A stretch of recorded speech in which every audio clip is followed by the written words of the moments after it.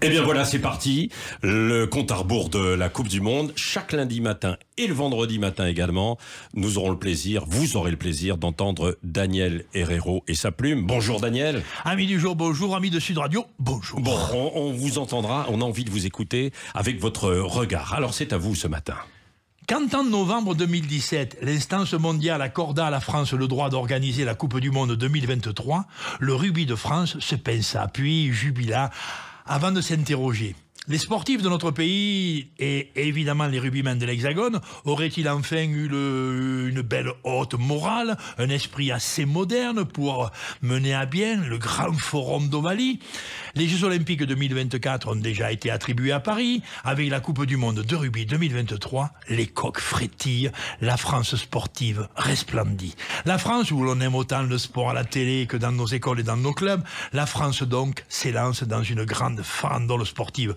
Le rugby, ce jeu où l'on respecte les arbitres, où si l'on reste au sol, c'est qu'on est mort, où la tribune chante quand le terrain danse, où l'on bataille rudement avec l'adversaire sur le chemin lumineux de la fraternité, le rugby va ouvrir son bal.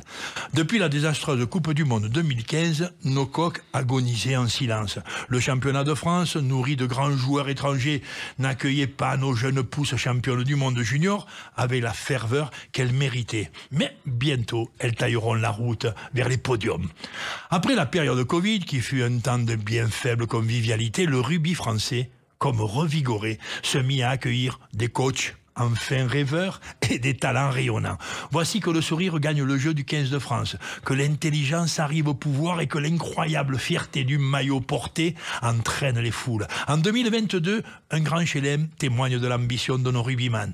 Le rugby produit séduit, joliment joué, digne et pétillant, il déclenche un courant de sympathie considérable. Toutes les grandes équipes du monde se sont opposées aux coquelets et toutes furent dominées. Certes, les Irlandais, les All Blacks, les Springboks restent des Golgoths imposants. Mais aujourd'hui, à quelques heures du multicolore pétard d'ouverture, aucune nation n'apparaît d'un niveau insurmontable. Nous tous, rugbyman de cœur et de corps, ressentons une excitante vibration d'estime et d'amour qui devrait être, dans les sévères luttes à venir, un atout pour nos Bleus de France. Après des années de progression, de corps en joie et d'âme en paix, une jolie équipe de France fut bâtie. Dès ce vendredi contre les All Blacks, elle entrera enfin dans l'aventure. Place aux grandes joutes, aux matchs épiques et aux élans enthousiastes. On a envie d'y être. La plume de Daniel Herrero chaque lundi et vendredi matin, et on le retrouvera bien sûr aussi aux commentaires et puis chaque jeudi soir aussi en direct avec vous évidemment au cœur de la mêlée. Allez, qu'on se le dise.